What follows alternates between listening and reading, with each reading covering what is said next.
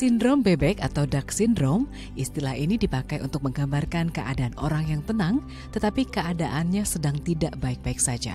Ia akan terlihat menampilkan citra diri sempurna dan pandai menutupi stres. Orang dengan Duck Syndrome juga terlihat mampu memiliki semuanya, namun sebenarnya mengalami tekanan psikologis karena tidak dapat menahan diri saat melihat perbandingan sosial yang ditampilkan oleh platform media sosial.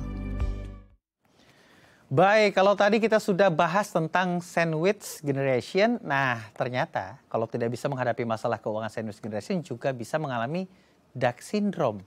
Nah saat ini kita sudah bersama Vinandita Utari selaku psikolog untuk menanyakan langsung bagaimana melihat fenomena ini. Selamat siang Mbak Vinandita, apa kabar? Alhamdulillah kabar baik Mas Akbar. Kabar baik. Ini bicara soal kabar baik, baik beneran atau Duck Syndrome nih Mbak? Katanya kalau Duck Syndrome kan kelihatannya di depan baik-baik saja, tapi ternyata di bawah banyak sekali masalah. Kalau pengertian dari psikolog sendiri seperti apa sih Mbak? Ya, sebetulnya Duck Syndrome ini adalah sebuah terminologi gitu ya, yang memang kalau dalam kamus psikologi itu tidak ada gitu ya, istilah Duck Syndrome itu tidak ada. Nah, awalnya itu adalah dari penelitian di Stanford University. Nah, pada saat itu dilihat mahasiswa-mahasiswa di sana itu tampaknya baik-baik saja, padahal tekanan-tekanan tugasnya itu banyak. Lalu diadakanlah penelitian. Nah, hasil dari penelitian dari Stanford University itu menyatakan bahwa orang-orang ya atau individu yang berada dalam kategori kelihatannya tenang-tenang saja, baik-baik saja, khususnya dalam lingkungan universitas gitu ya, karena penelitiannya di universitas, maka itu disebutnya Down syndrome gitu. Artinya gini, menunjukkan bahwa kalau kita lihat duck itu kan kesannya apa? Damai gitu ya Mas ya, Iya. dia bisa tenang Tenang di di atas atas air begitu ya. air, tampaknya baik-baik saja. Padahal sebetulnya kan kakinya itu bersusah payah untuk dia bisa Repot stabil. Iya, untuk betul berenang. sekali.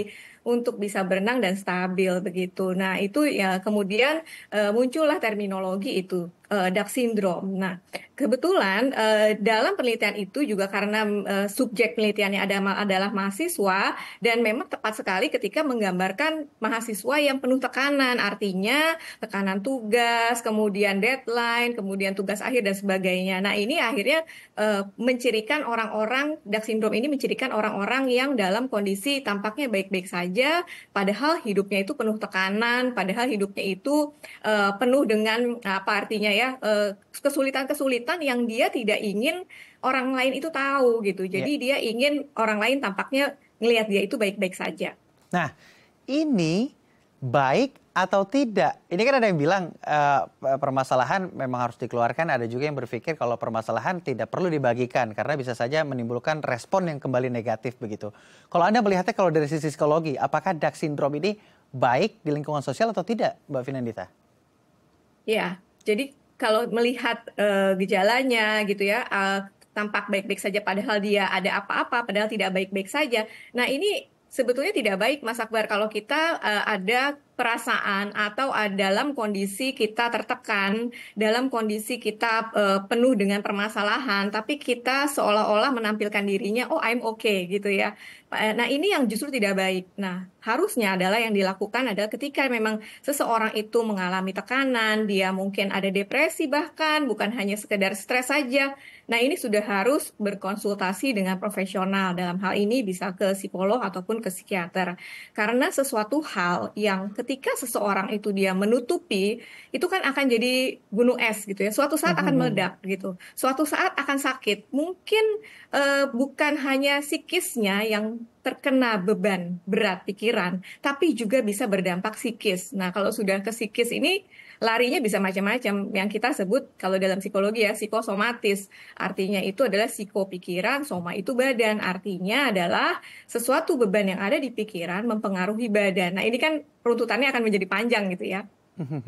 Kalau akhirnya teman-teman yang masuk ke dalam kategorisasi Duck syndrome begitu ya, harus ke psikolog, harus ke psikiater. Artinya Duck syndrome ini apakah menjadi salah satu penyakit mental juga, Mbak Vinandita? Ya, jadi begini, karena terminologi Duck syndrome itu tidak ada di dalam kamus besar psikologi gitu ya, sehingga yang namanya Down syndrome ini memang bukan atau tidak termasuk ke dalam kategori gangguan mental. Namun, tidak ada treatmentnya kalau kita merujuk pada hal tersebut ya. Tadi yang pertama saya sebutkan tidak ada dalam buku besar psikologi terminologi Down syndrome dan tidak ada rujukan untuk treatmentnya. Hanya saja yang bisa kita bantu adalah dari gejala-gejala yang tampak.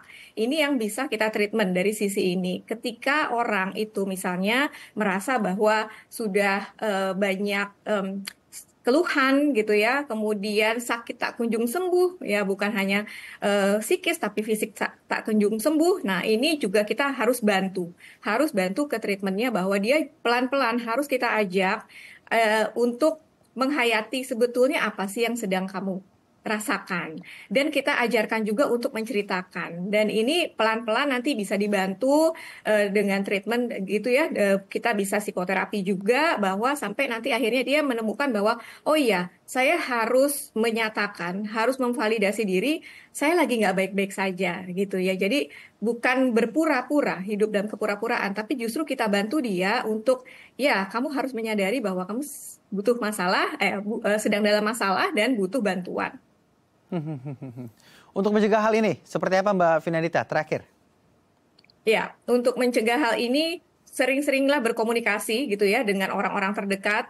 Support system itu sangat perlu, sangat penting. Keluarga, pasangan gitu, kemudian sahabat. Jangan dipendam sendiri, apalagi dengan adanya media sosial sekarang, seolah-olah individu atau orang-orang itu berupaya berlomba-lomba untuk tampil oke, I'm okay. Padahal sebetulnya I'm not okay gitu ya. Nah, ini yang pelan-pelan harus bisa diajak bahwa ayo saya lihat sesuatu sama kamu. Misalnya kita lihat teman ada ketawa terus sendiri atau kelihatannya tampaknya oke, kita bisa bilang ada sesuatu yang bisa saya bantu untuk kamu. Jadi setidaknya kalau memang individu ini belum bisa bercerita, lingkunganlah yang mulai peka melihat ada apa dengan orang ini ketika dia kelihatannya menutupi sesuatu. Baik, terima kasih Mbak Vinanita. Semoga pembahasan kita kali ini juga memberikan inspirasi kepada teman-teman sehingga mencegah ada di posisi Down syndrome yang bisa bermuara pada beberapa penyakit mental yang juga bisa menyebabkan penyakit fisik yang secara tiba-tiba atau penyakit fisik yang tidak kunjung selesai. Ya, ini patut curiga nih, apakah kita juga mengalami Down syndrome atau tidak. Terima kasih Mbak Vinanita Utari telah berbagi bersama kami di Halo Indonesia. Sama-sama. Kementerian Sosial Republik Indonesia gelar Bazar Sembako Murah Ramadan. Informasinya usai jeda, jangan kemana-mana, tetap di Halo Indonesia.